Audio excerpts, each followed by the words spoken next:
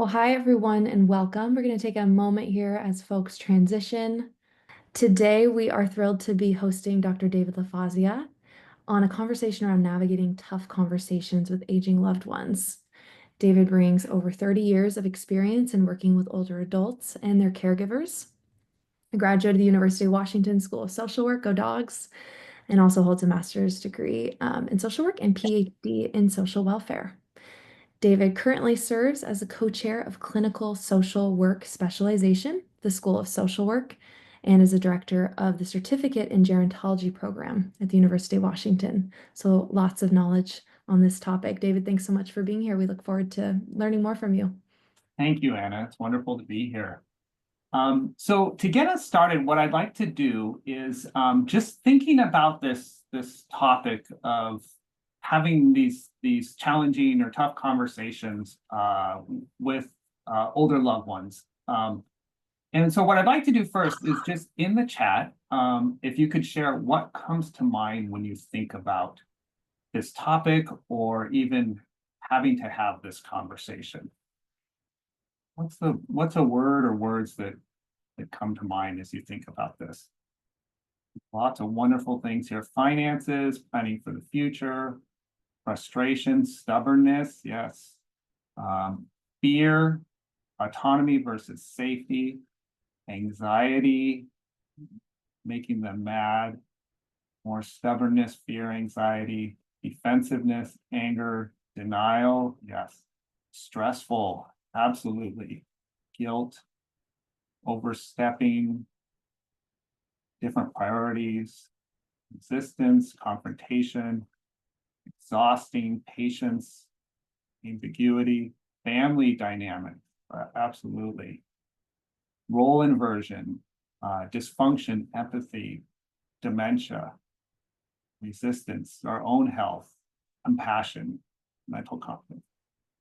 Wonderful. Thank you for sharing that. That is a part of this conversation. All those things you mentioned and more is a part of what goes into preparing this conversation and for carrying it out. So today we're going to talk about a number of things that I hope will address many of those thoughts or feelings that you have about having this conversation and give you some tools to proceed with the conversation as you go forward. But first I'd like to start with this quote by Rosalind Carter. Now, I could share with you the scope of caregiving. I could tell you that there's over 65 million adults in the US caring for an older loved one. I can tell you that a quarter of those being cared for have dementia or Alzheimer's disease. I can tell you that caregivers spend on average over 20 hours a week in the caregiving role, and with over 25% of caregivers spending over 40 hours a week, and that's in addition to holding down jobs, raising their own children, and other responsibilities. But I think this quote really captures kind of the essence of caregiving and that it really impacts all of us in one way or another, or will in the future.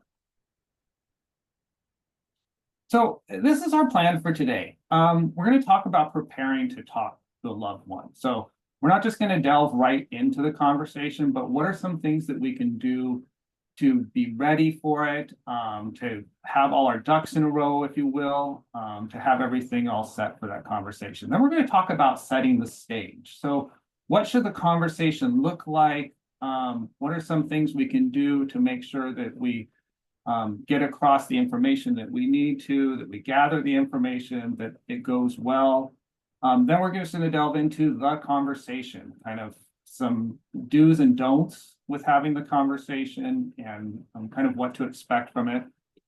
Then we're going to spend a little bit of time talking about how to support independence, health, and well-being with our loved ones. And then lastly, we'll finish with caregiver well-being. So first, let's talk about the scenarios of the caregiving conversation, if you will. So generally kind of divided into three types of scenarios. First is planning. So looking at planning for the future, financial issues, access to bank accounts, power of attorneys for finances, those types of things, care.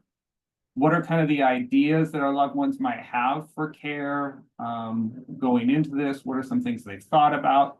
What are ideas about the living situation as it is now, and what some future changes might happen?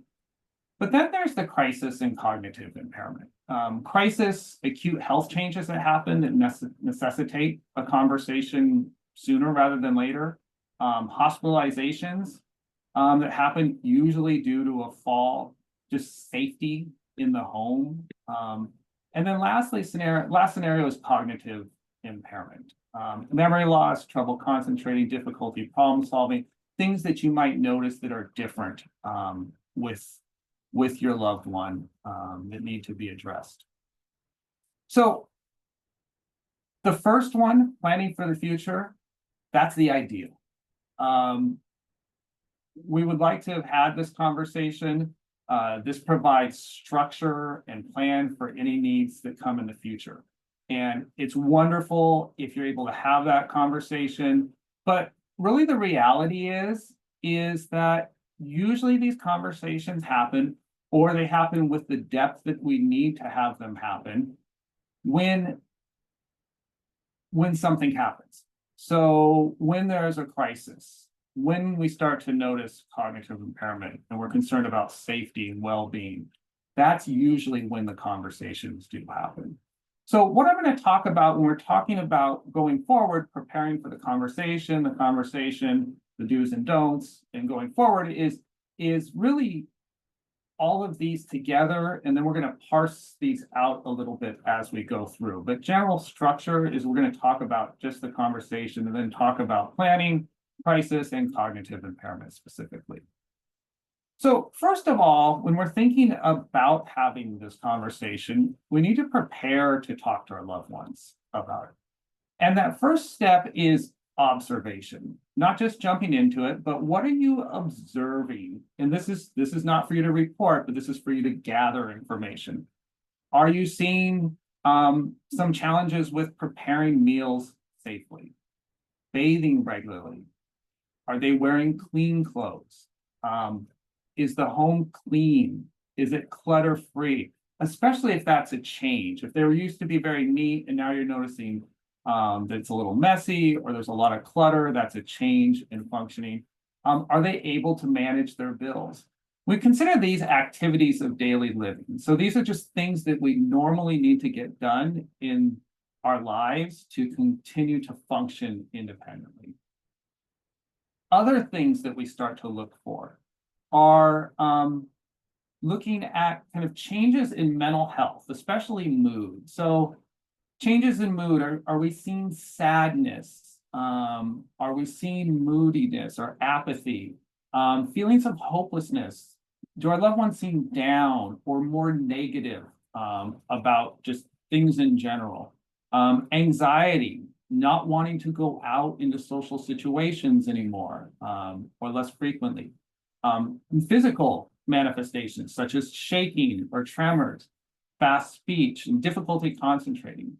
And then sleep changes. So sleeping too much or too little, or just changes in sleep patterns in general. So noticing that our loved ones are sleeping much later in the day and are awake most of the night.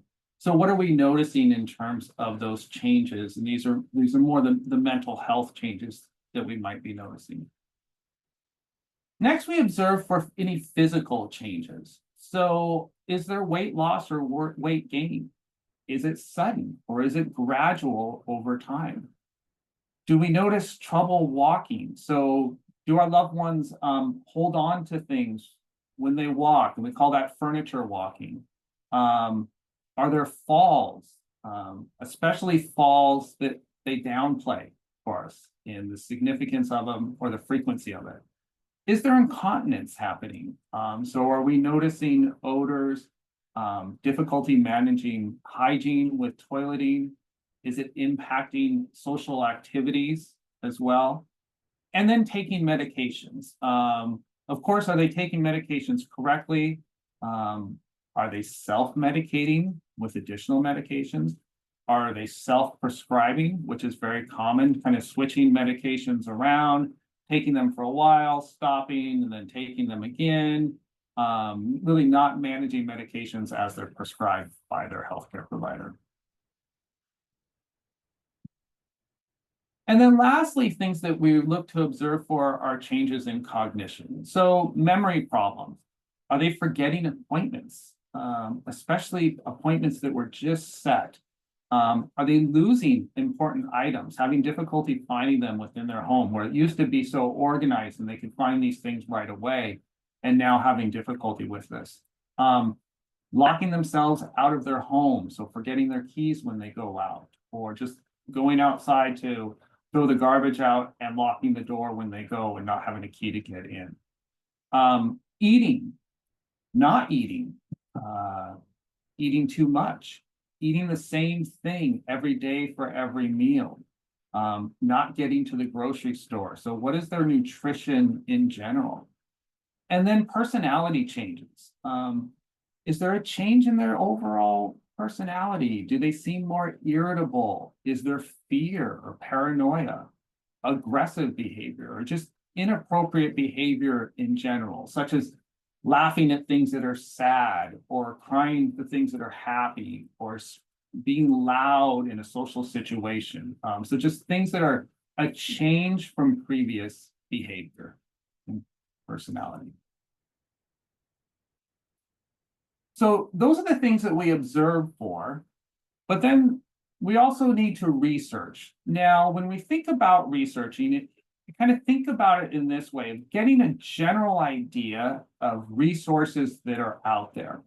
So a kind of a lay of the land, if you will. Of course, if there's a specific need that you've identified, you can look specifically at that. But I like these as some really nice places to start in terms of resources, both local and national organizations. So your local area agency on aging, every region has one. They kind of fall under different names. Here in Seattle and King County, it's called the Seattle-King County Aging and Disability Services. They have a number of resources available. Nonprofit organizations, such as Sound Generation, which has provides a lot of different services through contract agreements with the county here in King County. Your local national chapter of the Alzheimer's Association. So especially if your loved one has cognitive impairment or has a diagnosis of dementia or Alzheimer's disease, the Alzheimer's Association can be a great starting point and ongoing support in terms of services as well as support groups. And then some more national organizations or entities that have information, just really helpful websites that can kind of point you in the right direction. The Family Caregiver Alliance, the National Alliance for Caregiving, and the National Institutes of Health, especially the National Institute on Aging. Wonderful web pages about caregivers, support services that are available, and just kind of things that you need to know in terms of the caregiving endeavor. So now that we've talked about preparation, we talked about things to observe for, talked about our research, so looking at resources that might be available, kind of having that lay of the land. The next thing we need to do is set the stage. So one thing we don't want to do is we don't want to just jump into the conversation. We don't want to show up at mom and dad's house, knock on our neighbor's door, show up at our loved ones, and just start talking about our concerns. What we want to do is we want to preface the topic. What is it that you're concerned about? What have you noticed? Ask permission to talk about this and schedule a time. So for example, Mom, I would like to set up a time for us to sit down and talk about how we're going to keep up the house and the yard now that you're spending so much of your time taking care of Dad. Preface the topic. And then ask, would that be all right with you? Maybe another way that you'd approach it is, I need to have a difficult conversation with you. I become very concerned about your safety when you are driving, and I would like to discuss some of the different transportation options. So here, this isn't forcing your beliefs on to your loved one, but just kind of neutrally talking about what you've observed, what you've noticed, and then asking if you can talk about it. What's very important here as we kind of wrap our heads around the conversation and setting the stage is this is not an intervention. This is a conversation. Interventions are something totally different. And we're not having an intervention here. We're having a conversation about planning and about care needs. When we conceptualize how we talk about this, as with all good communication, we want to use I statements. So I would like to set up a time. I need to have a difficult conversation. I have become concerned. I would like to discuss. Focus on then what you see, what you feel, what you need. Not, I think you need to do this, not you need to do this, but I'm concerned about this, and I'd like to talk more about it. Next thing is to ask when this conversation can take place.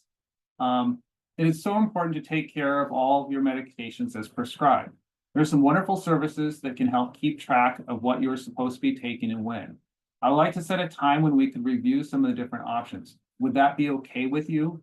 When do you think we could do that? So you see here, in this scenario, setting kind of the topic, prefacing what this is about, asking if it's okay to even talk about this, and then asking when might set a time to do. When we do this, when we broach these topics with options, this fosters choice and independence with dignity and respect for our loved ones to still make those decisions for themselves, and at least be a part of that decision-making process. So the next thing we do is consider what can be prepared ahead of time. Now, we've already done a little bit of our own preparation, but what is it that your loved one can do to prepare for this conversation, whatever the topic might be? As much as all of us want to do what you wanted if something happened and you could no longer manage your healthcare or finances, it's very likely that some of us may have different opinions about what your wishes are. I know keeping the peace in the family is important to you, so I would like to know if we could set a time to talk about what you would like to do about getting this information organized and how and when you would like to share it with all of us kids. Would that be okay with you? When do you think we could do that? So in this scenario, what this person's doing is they're giving their loved one time to process this information, right? So it's not just this is happening and we need to talk about this, but there's a lot of different pieces to it. So time to process this topic, time to get things organized and letting them take the lead on that. Of course, they're going to have their own ideas and bring that into the conversation, but their loved one is taking the lead on this conversation. And then leaving it open to when this could happen, right? Eventually, we're going to have to be a little more structured with it. But when we first start, we're allowing the process to unfold as it will. So setting the stage, some things to consider as we prepare and set up this conversation. Well, the first thing is it really needs to be in person. This platform is wonderful. Zoom or Teams or even FaceTiming, it's not the same as an in-person conversation. It would be okay to bring other people in who maybe can't make it to the conversation, but the person leading the conversation really needs to be in person because this is going to be emotional. It could be emotional for you having the conversation. It could be emotional for your loved one. Most likely it's going to be emotional for both of you. And we all know how that translates over the phone or over FaceTime or over Zoom. It's just not the same. So we don't want to do that. We definitely don't want to email or text concerns. It kind of seems like, oh no, I would never do that. But sometimes it's the less confrontational way out. And it seems easier to preface things maybe with an email or a letter, but no, we want to have these conversations in person as much as possible. Place. Where would they be most comfortable? And where will you not be interrupted? This, of course, most likely will happen in their home, but there might be other places that might be more comfortable. It doesn't have to happen inside, it could be outside, it could be going for a walk or a drive. But kind of consider where this is going to take place and let them have a say in terms of where this will take place, but also considering where you're not going to be interrupted in the process. The time of day. What time of day is your loved one at their best? Now, we all know this, right? We all know our time of day when we're at our best. It might be the couple of first morning hours of the morning. It might be mid-afternoon. Some of us are night owls, and our best time of day is at night. What's most important is, when is the best time of day for your loved one? And then when is the best time of day for you to have this conversation? Now, this really needs to, of course, work around your schedule and their schedule, but here's a hint. The best time of day is not at 5:30 p.m. on a Monday after you get off work. You need to set aside time to have this. If it's going to be during a weekday, my suggestion is you take the day off to prepare and make sure you have enough time to do this. You don't want to be rushed during the conversation, and you don't want to be late during the conversation, and you don't want to be distracted by something that just happened before you sit down and have the conversation. So you really want to set aside that time to have it. Talking points. So prepare in advance what you want to talk about so you don't feel rushed. I have this list of things I'd like to get through. I have a number of topics. And you also don't want to scramble to get your thoughts together. When you're in the moment, although prior, it seems like, of course, I'll remember these 4 things. In the moment, other emotions are going to come up, other topics or issues may come up, and you may forget something that was really important that you wanted to make sure you brought up. So write these things down. Document. We all forget things. As much as we think we're going to remember everything that's said in a conversation, take notes during the conversation. It'll help you immediately following the conversation to summarize what was said and what was agreed upon. Also, then take those notes and add to them following the conversation, because things that you thought about later or ideas that might have come up after the conversation happens, you can then add that to it. You can read over your notes and make sure that they accurately reflect what just happened and what was agreed upon. And then lastly, attention. Provide your undivided attention. If there's a television in the room, turn off the television. Silence your phone, or better yet, turn it off and leave it in your car. It's so distracting, and it can be very disrespectful during the conversation to be constantly looking at your phone or your Apple Watch or whatever that might be. Set aside this time, put all electronics away, make sure they have undivided attention. So some things to consider in terms of keys to good communication, things you probably all know about, but as a reminder. So although we're talking about care and it can be a crisis and it's uncomfortable to talk about this, we need to approach the situation with love, concern, and support. We keep reminding ourselves of that, and that filters through everything that we do in terms of conversation, it will go very well. And then just regular cues in terms of communication.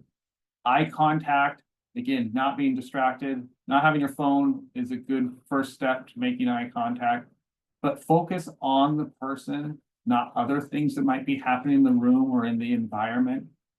Be aware of your nonverbal communication as well. This is not opening, right?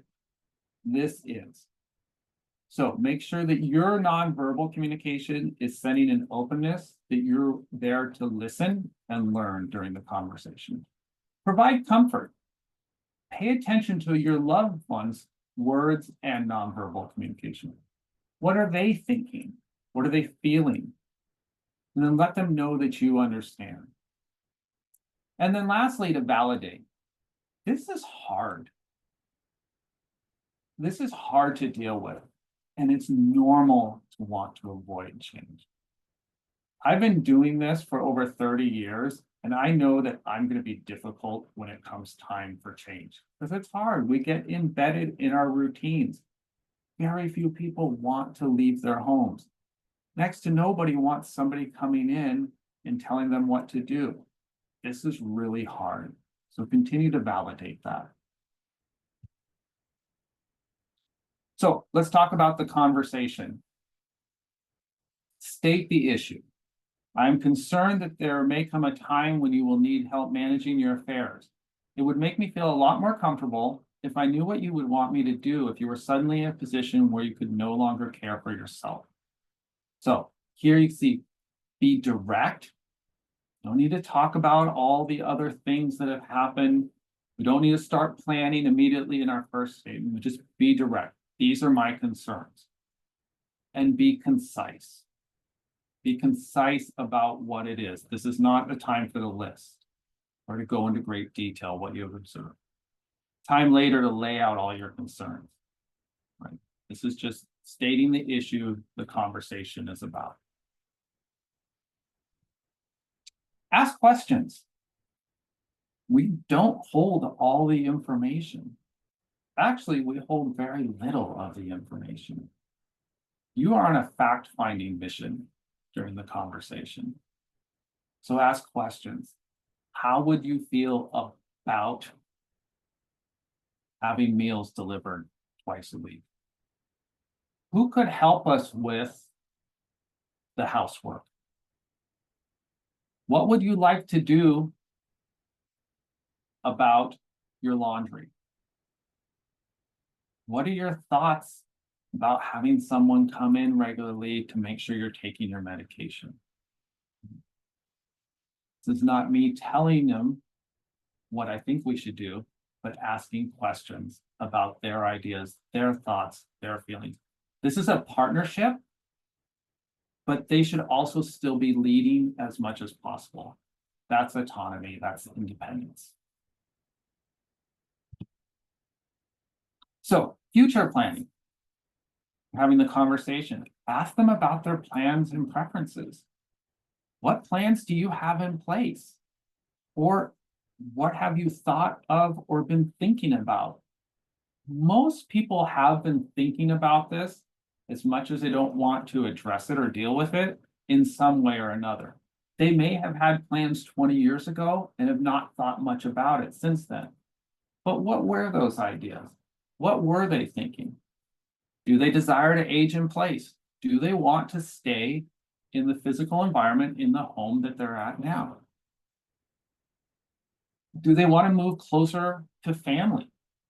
Is family geographically separated and they'd like to move closer to family when the time comes?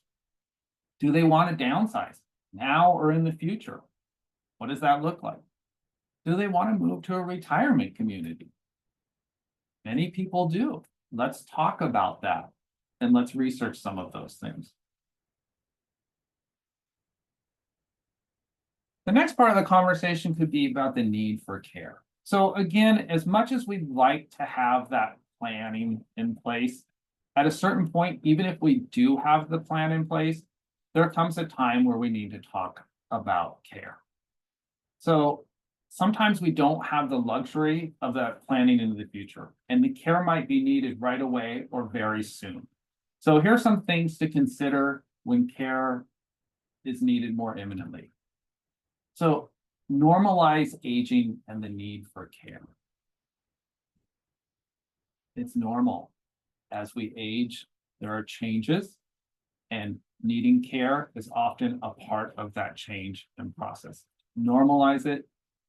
It's many people are experiencing it. Talk about friends or family of theirs that have experienced it too and what they did. What did they do with their own parents, aunts and uncles, friends? How did they support them? What did care look like? Normalize the process as part of human development. Address fears and concerns, not just a one-time shot, but throughout. What are they thinking? What concerns they have about this as a whole, about specifically having somebody to come in to help with medication? What are they feeling? Focus on the positives. Positives are having somebody come in allows you to remain in your home, and I know that's important to you. You're still able to do these things, even though we need some help with some other things. Share your concerns. This is where it's an opportunity to share what your concerns are, what you've observed, and how you're feeling about that. Start small. Not a time to tackle the whole list of things, but kind of looking at what's needed. Where should we start first? What's the most pressing thing? Or what's something small where we could get used to having somebody come around every once in a while?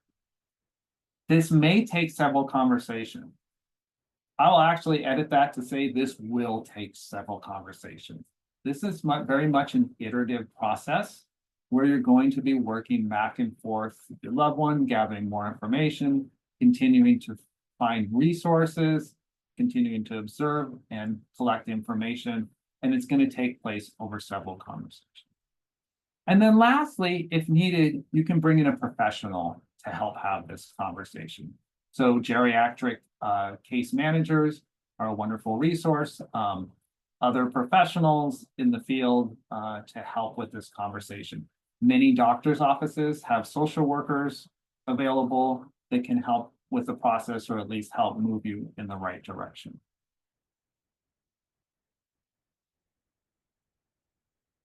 So, supporting independence, health, and well-being. We're engaging with the conversation. We're talking about care, but let's switch gears a little bit to discuss how we might provide ongoing support to maintain as much autonomy while supporting our loved ones' well-being. Because remember, this isn't just a one-time thing. We're not just having this conversation and then we're never going to have it again. Now this is going to be a different relationship, and how can we support their well-being as their needs change? Well, continue to assist with social engagements. One of the things that happens most frequently, and I'm sure many of us have read about and heard about, is social isolation of everyone, especially of older adults. So as much as possible, help your loved ones continue with their social engagement. Take part in day-to-day chores.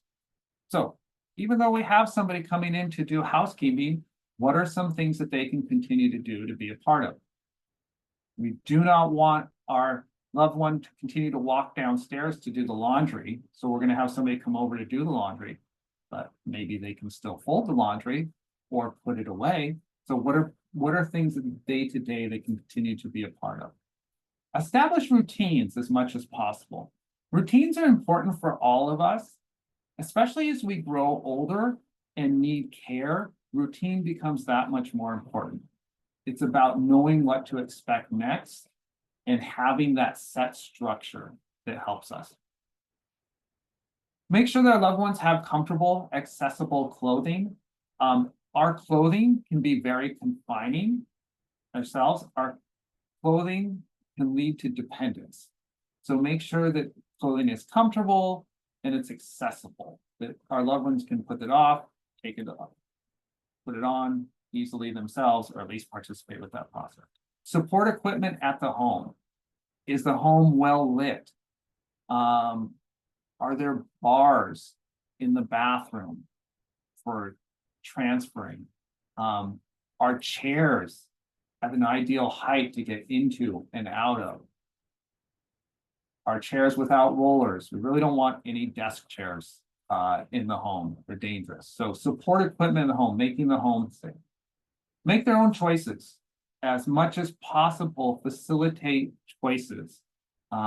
Choosing between two options or open, if that's okay, with whatever the issue is.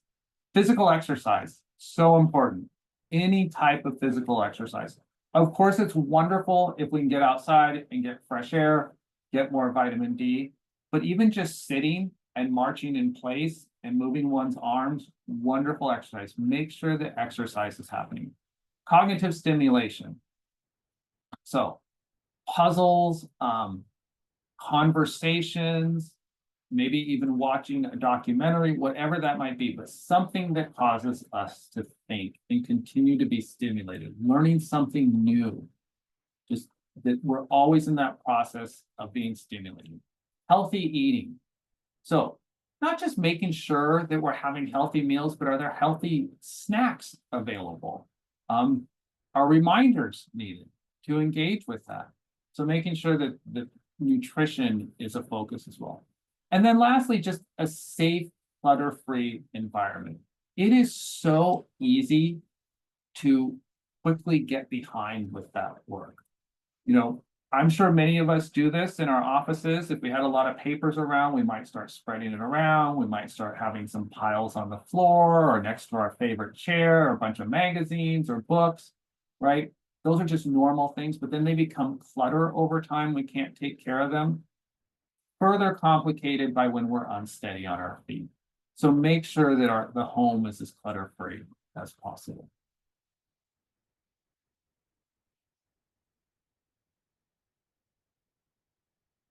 Other issues of supporting independence, health, and well-being, role balance. You notice I didn't say role reversal here or role changes. I like to think of this as balance now. We have our past relationship with our loved one. We now have the present relationship. It's changed in some ways, but in many ways it's still the same, and we can't forget that. You are now not the adult in the relationship or the parent. You're the loved one now helping with some things that need to be done. Now helping with care. How can we balance out the roles that we're now engaged with while not forgetting our history with one another? Check in regarding care and changes. So checking in regularly about how things are going with the care, reevaluating periodically. I find that it's good to have that on the schedule, maybe every month reevaluating, more likely like every quarter, reevaluating what the care is, how it's going, if more is needed. Sometimes we can start to take away care as well. We don't need as much. So just reevaluating periodically what's happening with the care, how they're doing, making sure that we're fostering as much independence as possible. Collaborating on solutions. So nobody likes to be told what to do. This is a partnership. You had your relationship before, have your relationship now. It's a partnership. So allow for choices and participation in decision-making as much as possible. Even the minor things that may not seem important can help us to remain independent and feeling like we have a purpose and we're useful. And then caregiving activities versus pleasant activities. I can't emphasize this enough, that we need to remember our past relationships. What activity did we engage in? What activities can we continue to do together, even as more care is needed? What often happens is as we move into a caregiving role, we forget to have fun with our loved ones. What are the things we did in the past? What can we still do? Not just stopping by when care is needed. Can we actually schedule a lunch? You just stop by to visit, or just a phone call to visit, and not asking about those things. So what can we do that are different from caregiving activities, that are pleasant activities, not just for our loved ones, but for ourselves and the relationship that we have with them? So I want to talk just a moment about caregiver well-being before we wrap up. So just to acknowledge, this is its own whole talk in itself, but I would be remiss if we didn't talk just a little bit about it, taking care of ourselves as caregivers.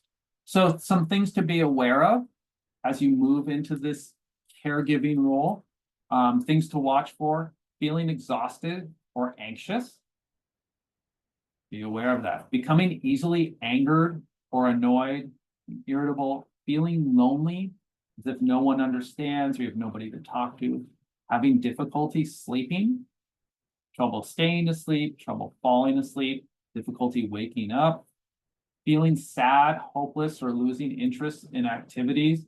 So this especially becomes salient when we start to decline invitations that we normally would accept, especially for social activities. Experiencing headaches or unusual pain that you didn't previously have. And then using alcohol or drugs. Just being aware of, maybe we used to have a glass of wine a couple days a week, but now we're noticing we're having a glass of wine, a couple glasses of wine every day. So what that change that's happening are signs of stress and burden as a caregiver. So what can we do? Let others help. I used to put this at the end of my list and presentation, but now I've moved it to the top because I think it's the most important thing and I don't want people to forget this. Let others help. People offer, let them do something. Identify who can help. What are the skills or tools or what are they able to do that's going to be helpful? When can you call upon them? Let them help. Don't wait till there's a crisis. Let them help now. Be active. Do things. It's hard to keep going, but the more active you are, the better you'll feel. Healthy eating. It's so easy to eat comfort food that might not be so good for us, but make sure you balance that with some healthy eating as well. One of the things that caregivers find especially helpful is maybe the whole preparing meals that are healthy is difficult to do all the time, but having healthy snacks available can be very helpful, especially at our desks at work or in the car.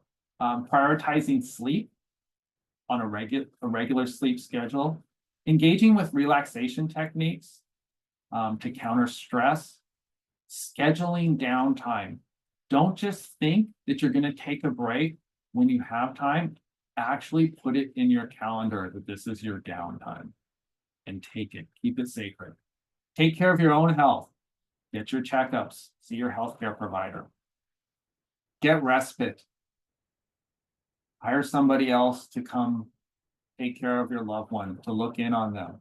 Maybe a friend or family. Remember the top one, let others help. Take a break. Let them look in on them today. And then lastly, be kind to yourself. This is hard. Allow yourself grace. You're doing everything you can and you're doing right by your loved one. So in summary, start the conversation as soon as possible. That would be now. Start that conversation. Research, observe changes, research resources and services that might be available. Listen, this is hard, but this is not about you. Be open to ideas, be open to other thoughts and opinions. Independence. What choices can they make? How can they be involved in decision making? What are low risk activities that they can participate in or do on their own? We want to encourage and foster independence. And then lastly, remember to take care of yourself. You can only care for your loved one if you are healthy and taking care of yourself. Thank you. Thanks so much, David. So many great tips in there, as well as good reminder, right? We have to really care for ourselves to care for others. Absolutely. Well, we've got some time now for questions. I welcome you all to go ahead and continue to drop those in the chat. We're going to start just from the top, but you can also raise your hand as well if it's kind of hard to find your wording. First one came from Laura, kind of back when we were looking at setting the stage, wondering about distance. If you're really far and it's too hard to have that conversation in person, how can you approach those conversations if you really don't have the ability to get there in person in time? Yeah, that's a wonderful question. The ideal is in person, but then there's the reality with everything, right? So if if it absolutely can't happen in person, I would still preface the conversation. call and say, I'm concerned about these things. Can we set a time that we can talk more about this and have that talk? If it can only be on the phone, then so be it. But if you can FaceTime, or maybe somebody is local that could help sign on to Zoom so you could at least see one another, that would be helpful. And if you're long distance, then at least have a plan for when you're going to come to see them in person. That will make the conversation go that much better if your loved one knows when you're going to come in person next. Have that scheduled. Great, thanks so much. This next question is from Tali, and it's if their preferences or choices don't align with the level of care they need, how do we respect, someone's wants, but also advocate for more, kind of navigating those, the misalignment? Yeah, that's a really good question. And that often happens that way, right? We see things different ourselves than others see about us, right? It's that perspective. So, I think one thing is starting small. So what are some things we can do to start to get used to having some care, whatever that looks like? It might not be the ideal level of care, but let's start somewhere. Maybe it's just having somebody come in twice a week to help with laundry and prepare a meal. And then that can move into getting used to having somebody in the home and getting that more physical care as well. Another thing that can help is to still give choices. Well, Mom, this is what I'm seeing, and these are the choices we have. Again, it's not as open, but giving choices. We can do this or we can do that. We could have somebody in the home. We could also look at you going to adult day health or assisted living, but we need to do something. So slowly bring this up, but have as many choices as possible. And then kind of following off of that, what about how do these conversations change when someone already has cognitive impairment, navigating those scenarios? Yeah, that's it. It's hard when somebody already has cognitive impairment. So ideally, we would have had some of these conversations earlier on, when there wasn't cognitive impairment or when it was early stage memory loss.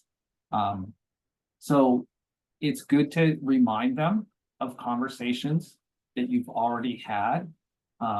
It's good to talk about, you can even place it in, you took care of me when I was little or when I was struggling with this, and now it's my turn to take care of you, and it'd be my honor to be able to do that.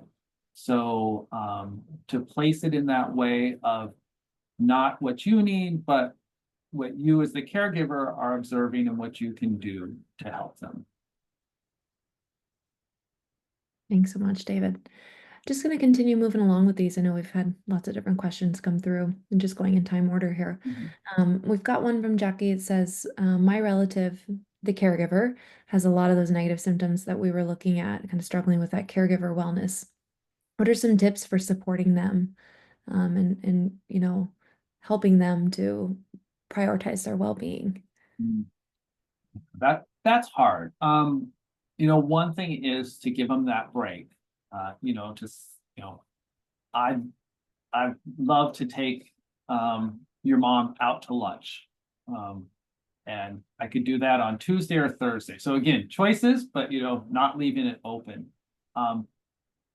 Contacting support groups. There are wonderful support groups out there for caregivers, especially caregivers of persons with Alzheimer's and dementia, but also general caregiving as well. They have lines 24/7 that you can call that kind of help with the process. You could go to the first support group with them to kind of help them to navigate that and to experience what that looks like. Thanks, David. What about also, Barbara brings up a great question. I hope I'm interpreting it right, Barbara. Go ahead and chime in if not. I think this is when the person receiving care refuses help or doesn't want help from someone who's trying to help the caregiver, and they just want that same standard caregiver who's maybe feeling a little worn out. How can we kind of navigate those scenarios? Yeah, and that's kind of normal, isn't it? Right? We're comfortable around certain people and we like those people. So that becomes normal. One of the things that we can do is to be there with the new caregiver, to maybe have them shadow the favorite caregiver for a while to get used to it. To have that favorite caregiver help with the transition and, to talk up the new caregiver. And I've explained to them about all your preferences. You're really going to like them, these things. So to kind of talk about it in a positive way and set the stage in that way. It is challenging and it does take time. And sometimes personalities just do not go well together. It doesn't work out with different caregivers. And David, I'm wondering a little bit following up on that in your experience, would it be effective to kind of explain, I'm need a little help. I love caring for you but this will help, all of us in the long run. Is that an effective way to kind of approach that conversation? Absolutely. Absolutely. And that's such a good point.